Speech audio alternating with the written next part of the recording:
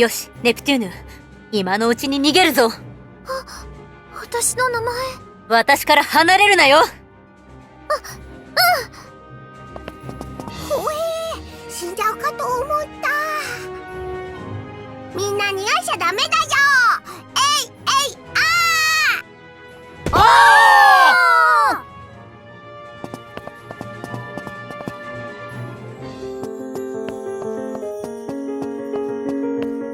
待って待って、ちょっとタイム。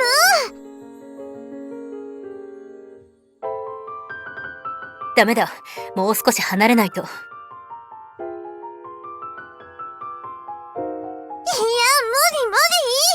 もう一歩も歩けないよ。お願い。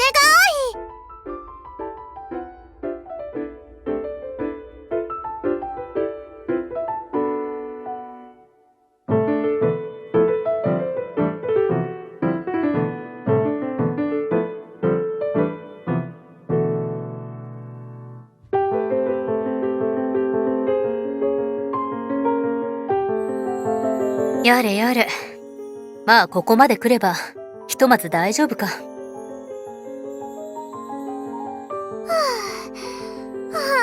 れた。待ってたのに、まさかあんな目に遭うなんて。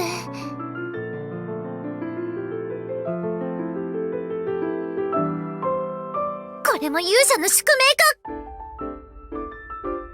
だから言っただろ。シルクワーム。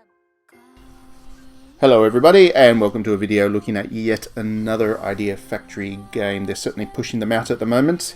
It's been all of a week since I last looked at one, when I published a video looking at Dragonstar Vanir, which is an incredible JRPG that I would recommend to just about everybody, and shows that Idea Factory is doing some really interesting things with the genre and coming up with some really interesting new ideas, some new properties, and so on and so forth. It was a really impressive game and certainly a highlight of 2019 to date. But this time around we are looking at Super Neptunia RPG, which is not developed by Idea Factory at all actually. It was developed by a Canadian studio, under license obviously, and it is published by Idea Factory, but it is the first time that Idea Factory has collaborated with a Western studio for its most valuable property. And I think it goes without saying that Netgear and Friends are definitely very important to Idea Factory, which is why the fact that this game is a little bit disappointing is quite disappointing, to be honest.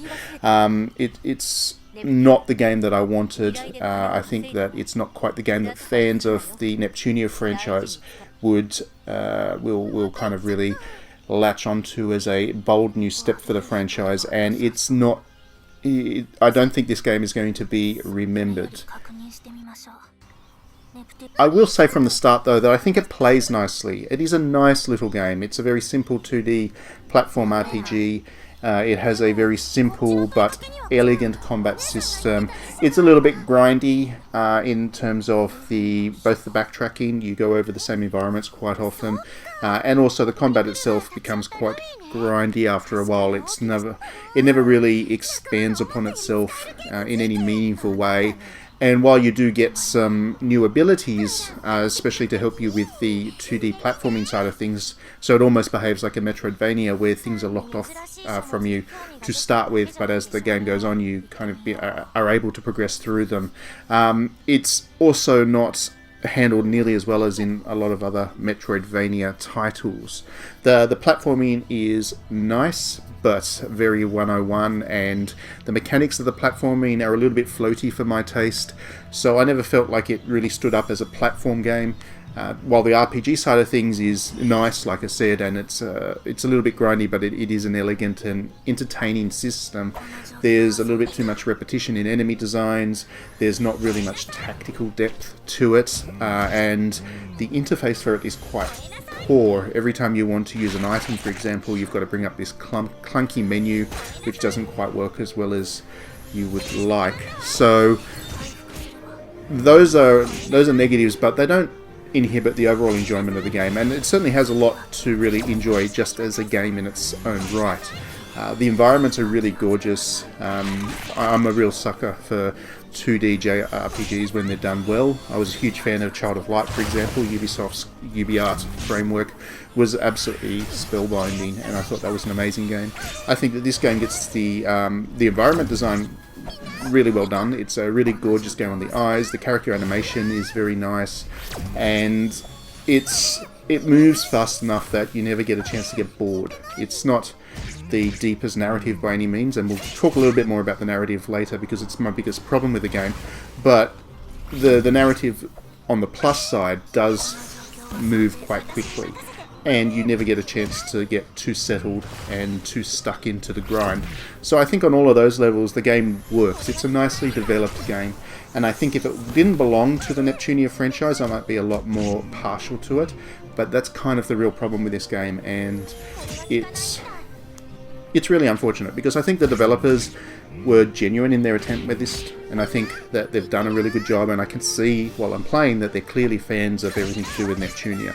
So I don't really hold it against the developers for trying to do what they've done with it, but I don't think it quite comes together in the end, which is again unfortunate because it is something that I wanted to really like from the outset, and I appreciate the effort that went into it, and I think that, like I said, the developers are really genuine in what they've been trying to do, but it doesn't quite come together as well as I might like as somebody who's a big fan of the Neptunia series.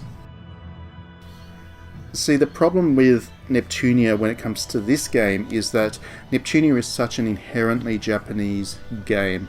From the characterization to the narrative to the combat to the design, everything about Neptunia is very deeply ingrained in the Japanese culture and psyche.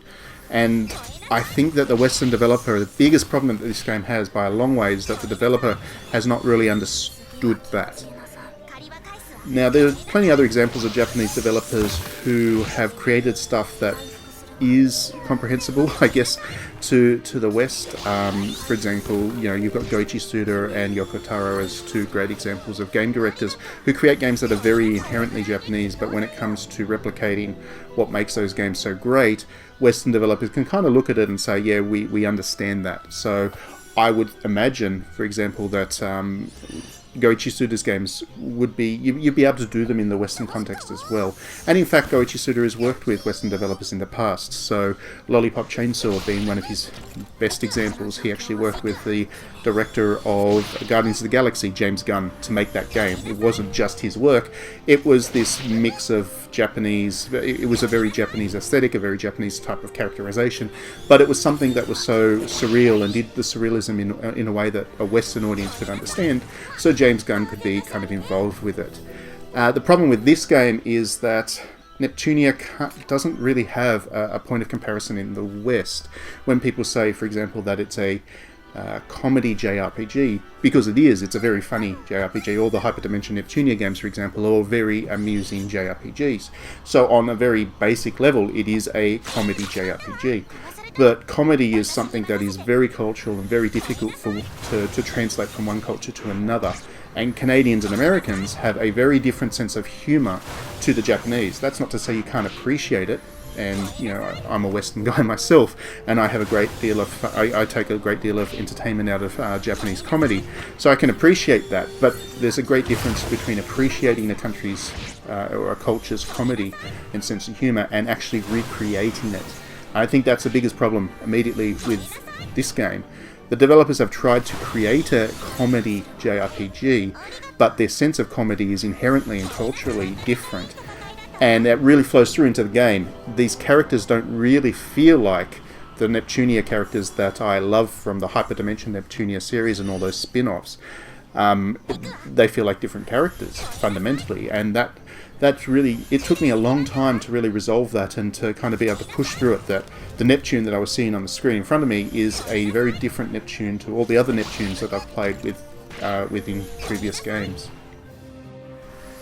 And I do find it odd that the developers would actually give the Neptunia series to a Western developer to look at, because when I was talking to the likes of Sunako and the people at Idea Factory for my book, which I published, and I interviewed a couple of the Idea Factory people in the process of writing that book, there was a very deep understanding that their game was very culturally Japanese, and it was designed around a certain type of Japanese subculture, which is obviously the otaku subculture.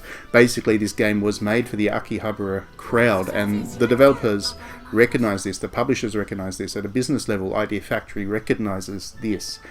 But the thing is, there's no Akihabara outside of Japan, there's no Akihabara culture outside of Japan, there's anime fandoms, but those are very different in how they behave and how they look at comedy and how they look at characters and how they look at everything than the Akihabara audience. There's a very big difference between going to an anime convention in the West and going to Akihabara for the day. And I think that it's hard to just translate. It's hard to understand and then translate what happens in Akihabara, what happens in the Akihabara culture, to a Western developed game. And I think the developers have, again, struggled with that quite a bit. And again, I'm really surprised that Idea Factory would then give this game to the development team to work with. The other issue is with the fan service, and particularly how it's handled within this game.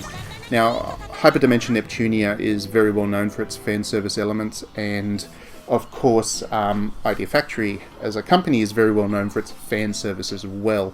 Tsunako, the artist behind the characters of Hyperdimension Neptunia, if you buy any of her art books, you will see an awful lot of fan service very quickly. She's very much in that space, and that's her style, and that's great. I think the fan service is actually one of the charms of the Hyperdimension Neptunia series, and I wouldn't want the developers to change that at any point.